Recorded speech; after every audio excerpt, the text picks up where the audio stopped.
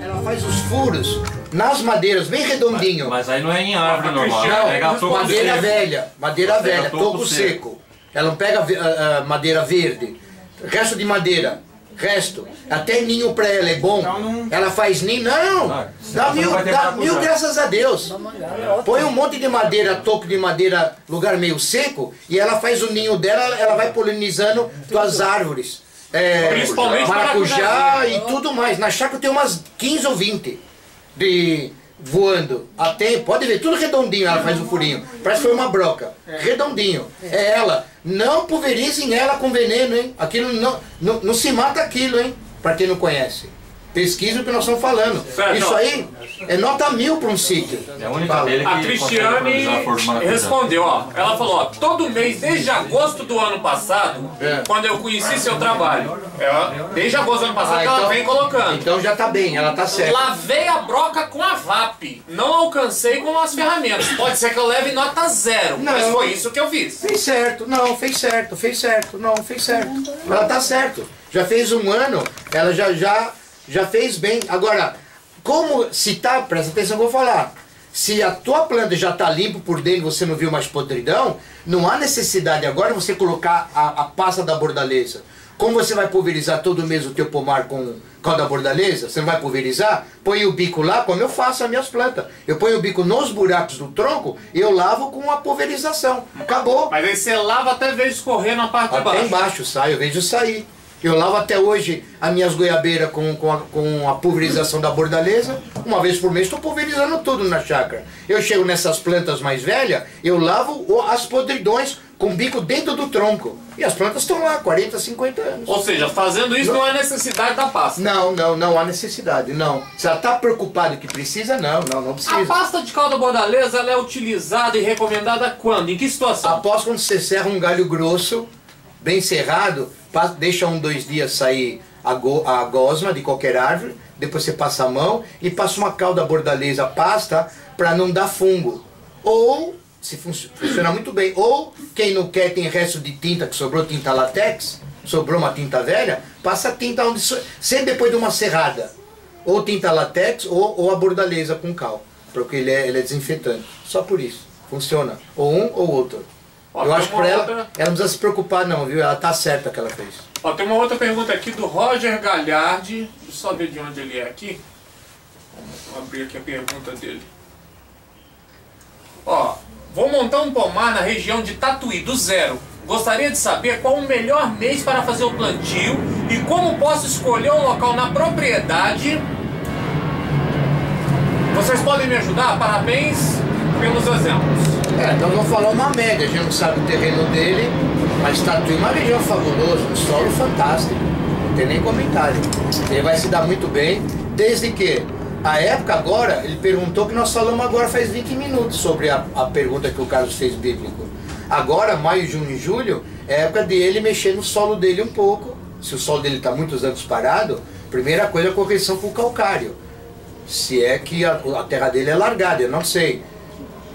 Tem que fazer um mais ou menos, né? Que a gente tem uma informação do lado de lá parcial. Mas agora, maio, junho, julho, correção de solo, a terra está descansando. Ele vai encomendar as mudas de citro, seja lá o que for. Já encomenda agora local de certificado, não pegue muda de qualquer lugar, já falamos sobre isso.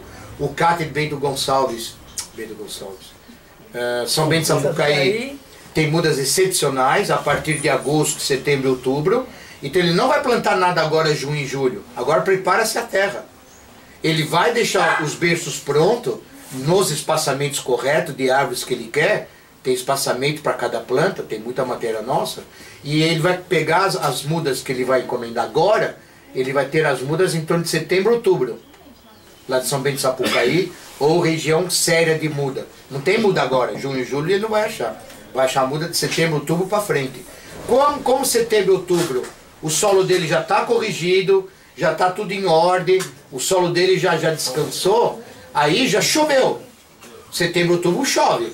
Deu uma chuva boa, as mudas dele chegou, tá lá, deu uma chuva, o local dele, o berço está aberto, etc., aí ele pode plantar setembro, outubro ou novembro no solo dele. Não tem a pressa de plantar. Primeiro preocupe-se com o teu solo. Vai plantar local que é ensolarado e o local que ele está vendo que o terreno dele não tem brejo, não tem umidade. Um local que ele vê que é um solo um pouco mais seco, não onde para a água de chuva. É isso, só isso. Tá ok. Não tem muito segredo. Gente, para quem está acompanhando pelo Facebook, se puder me responder como está chegando o áudio para vocês, que eu tive algumas pessoas reclamando do áudio, tá? O que pode ser um problema meu, o que pode ser um problema de sinal de internet, às vezes, de quem está recebendo. Voltando às perguntas. Só uma coisa, a Vânia lembrou uma coisa, já que ele está em Tatuí, tem o CAT daquela região. Que região que é? O CAT de Tietê. Ó, procurem quem é da região de Tatuí, tem a região CAT de Tatuí, CAT, C-A-T-I. Eles têm muda fabulosa. Tietê. De Tietê. Então procurem ali, se informem, peguem mudas de lá que é lugar de certificação, tá? Não pega a muda de beira de estrada, me desculpem, mas é perigoso. Voltando às perguntas aqui, ó. Carlos Henrique Abreu, bom dia. Queria saber se a pérola da terra ataca pés de laranja. Porque tem um pé de pata de vaca no lado e tinha várias raízes. Tinha várias nas raízes. Na laranja não tinha nada. Pega assim. Se ela não pega na raiz, presta atenção, ó, a história que eu vou contar. Se ele já tem algumas plantas, ó o que você falou, o que ele passou para nós. Se ele já viu pérola da terra em algumas plantas do sítio dele, embora as outras não tenham, tá dizendo o que para ele? É sinal verde, amarelo ou vermelho para ele como alerta? Vermelho, né? Vermelho. Ele já entendeu minha resposta. Você me tirou o sono com essa história da pérola da terra. Tirei, né? É amigo da onça. Não. Eu sei da história, ela me contou. Uma das minhas mudas lá começou a regredir. Era aquela onça que é o Erevan. Aí começou a regredir, tudo verdinho e ela regredindo. Aí eu vi aquela reportagem que ele falou da pérola da terra. Você pulou da cama. Aí já me deu um desespero. Lógico. Aí eu fui poder ela um pouco mais curta, onde vinha né? morrendo, cortei. Aí aqui embaixo começou a sair um brotinho, falei, bom, tá brotando, ela não tá. Secou aquele brotinho e começou a vir regredindo, Aí eu falei pra Vânia, eu vou esperar agora em julho, que vai estar tudo na dormência, vou cavar em volta. Eu vou arrancar pra ver se tem pérola da terra. Mas deu coceira. Mas aí o desespero foi tanto, eu falei, bom, não vou esperar julho nada. Fui lá, cavei tudo e não tinha nada. Legal, acontece, uma regressão. Não, mas alerta. O desespero, a hora que eu nem sabia dessa pérola da terra. Então, a nossa matéria é tarde, a pérola da terra já tem no Brasil mais de 40 anos, veio do sul, isso não é de agora. Só que esse alerta é tarde, já espalhou por aí afora em várias regiões. Então aquela matéria que a gente fez da pérola da terra, nada mais foi do que uma indicação para vocês não comprarem muda de qualquer lugar, porque na terra da mudinha de flor, por aí, tá vindo pérola da terra de tudo que é lugar. Então foi um alerta para a gente errar menos. Então foi uma matéria para dar susto? Foi. Mas é um susto de alerta. É isso aí. Todo mundo acordou. É isso. Por isso foi bom que você caiu da cama. Foi de propósito. Sérgio, tem uma pergunta aqui da Lorena de Goiânia. Lorena? Isso, ela é de Goiânia. Esse nome é o nome de uva, tá? Pra ela. Lorena. Ó, como mora em uma região com um período quente e seco, devo alternar a pulverização? Por exemplo, de maio a agosto pulverizar com enxofre e o resto do ano com calda bordaleza? Ou não faz diferença? Pois vi um vídeo em que o Sérgio explica sobre a pulverização que pode alterar conforme o clima. Pronto. Essa última frase é o correto. Então, eu não vou nem responder para ela. Se ela vai entender. Isso que ela falou tá certo. A última frase, a gente pulveriza conforme o clima. Se ela olhar meu programa, eu estou dizendo quando é calda bordaleza e quando você pulveriza com clima, quando é com enxofre.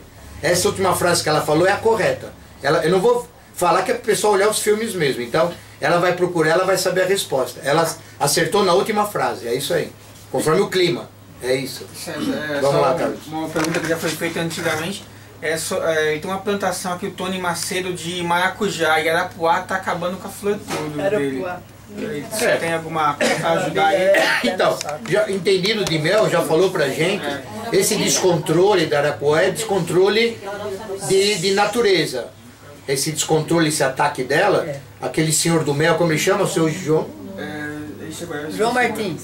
João Martins, o homem é bam, e ele falou uma frase que eu não sabia, nunca tinha lido em lugar nenhum. Ele foi descontrole que essas abelhas cresceram no Brasil, porque o predador dela sumiu dessas abelhinhas, que era um pássaro. E ele explicou direitinho. Então é um problema, é um problema. A única coisa que eu posso falar para ela é ela ter paciência, ou como ele falou, se o ninho dela tá no sítio dela, como ele falou, tá na gravação dele. E o homem é bambambam das abelhas do Brasil. Falou, se tem muita colmeia dela no teu entorno, tira a casa dela e põe 500 metros, 1 quilômetro mais longe, para ela ir mais afastada da tua plantação. É o que ele explicou pra gente. Então, ele já explicou, tá aí. Qual é aquele teu programa que nós filmamos, voltamos do litoral da Ilha Comprida? Lá em Juquitiba. Você lembra o programa? Vou mandar. Responde, manda o link para ele, para ver o que aquele senhor do mel, ele explicou direitinho, era coisa que a gente nem sabia. Ele matou a charada, então acho que vai ser útil essa matéria. Tá? Tem um comentário também aqui. No verão, e eu tenho a minha horta de tomates, pimentão, abobrinha, pepinos, acelgas, coentro, cebolinha. Só mandar um abraço mesmo aqui. Da Espanha? Assistindo de Sevilha. São brasileiros? Não fala aqui não. Bom, um abraço para todo mundo. Então, você vê que interessante. Eu recebo e-mail, às vezes torpedo, ou pergunta, ou sei lá, que vem de um lado ou do outro, de gente, Portugal, Espanha, América do Sul. Então você vê que interessante, né? Como o Perturbado sempre comentou, relação que ele já tinha recebido, matérias nossas em 65 países, deve ser gente brasileira ou castelhana ou coisa parecida, que acompanha o nosso programa. Israel, Honduras, África brasileiros, do Sul. Sim, brasileiros ou que entendem a língua portuguesa. Não é que o país todo está olhando a gente, não é isso. Alguns brasileiros de todos os países, embriões, 30 pessoas aqui, 50 ali, eles acompanham os nossos programas. Ou seja, são pequenos embriões nesses 65 países que eles estão espalhando alguma conversa nossa por esses países afora. É assim, é que nem fermento. O nosso grupo é um fermento. É pouco em pouco e a coisa está andando. Que nem essa indagação agora da Espanha, né? Você falou? Sevilha? Sevilha? Um abraço para todo mundo. Aproveitar, vamos lá, já que estamos falando do pessoal de fora, tenho também uma pergunta do Vitor Caldeira, que é da Ilha da Madeira. E ele pergunta quais as frutíferas que se pode fazer a reprodução através da mergulhia. Porque a gente fala muito sobre estaquia e enxertia, mas o que é mergulhia? O nome já diz. As frutíferas mais adequadas, e se a uva também tem a amora. Assim. Sim, então, para quem nunca viu, é só vocês procurarem essa matéria, o que é mergulhia, o nome já diz, mergulhar. Você pega os galhos sarmentos compridos de videira, é muito comum, na Europa se fazia muito isso. Aqui também se faz, mas era mais hábito europeu. Galhos enormes de videiras é colocada dentro do chão, galhos inteiros, de 10, 15 ou 20 metros de comprimento, mergulhando na terra, com um pouco de terra, etapas por etapas, que nem uma cobra para dentro e uma cobra para fora. As gemas, onde é o olho da videira, ele no chão para enraizar. Então parte para dentro, parte para fora, parte para dentro, parte para fora, ao longo de um chão. E depois de alguns meses, aquilo tudo enraizou e saiu broto. Na época correta, aquela mergulheira é aberta com a mão ou com a enxada, é cortado onde está enraizado com o tucho de raiz, e aquele broto da frente é uma mudinha. É uma mudinha, se faz muita muda por mergulhia. Mas tanto isso seria videira, um pé franco. Um pé franco. Um pé franco, exatamente. De um galho, de você cortar um pé franco em 30 galinhos, você deixa um galho enorme do próprio pé, deitado no chão ao longo do solo. A terra bem fofa e cobre um pouco o galho, às vezes até prende com um pouco de um araminho que você faz assim, que é uma ferradura de cavalo, você prende um pouco. Uma forquilha assim. É uma forquilhazinha, ou com galho de goiabeira, ou galho de... Eu já fiz isso uns 30, 40 anos atrás na chácara, com galho de jabuticaba, da forquilha. Já fiz muitos com o seu Francisco na época, quando ele me treinava. Então você faz isso, o sarmento é comprido. Então você lembrou o nome bem, as amoras, que tem aquelas... Tudo que tem cipó, largo comprido, eles têm gemas de brotação. Tudo se faz mergulhia. Você multiplica muito mais fácil as mudas. Mergulhia é isso, tá, gente? Para quem não sabe, entre literatura, isso tem um monte explicando, não tem segredo. Tá respondido? Será que ele vai entender? Sim. Ó, tem uma pergunta aqui da Maria Borges, ela não cita de onde é. Tá aqui, ó. Meus citros estão com folhas amarelas e caindo muitas folhas, exceto o limão Tahiti, que é o mais novo. Pensei ser a época, mas é normal mesmo? Depende, é difícil falar normal, não. Se está toda amarelada, presta atenção. Ela está falando que está tudo amarelado, menos o limão não. É isso? Isso. Muito bem. Que limão ela falou? Tahiti. Então, ele é verde, ele fica bem folhado o ano todo. Tahiti. As outras nem tanto. Fala. O siciliano tá bem amarelo. Tá bem amarelo. Então. E eu achei que era defeito da minha, mas eu fui num outro que também tá bem amarelo dele. Então, é onde eu ia chegar.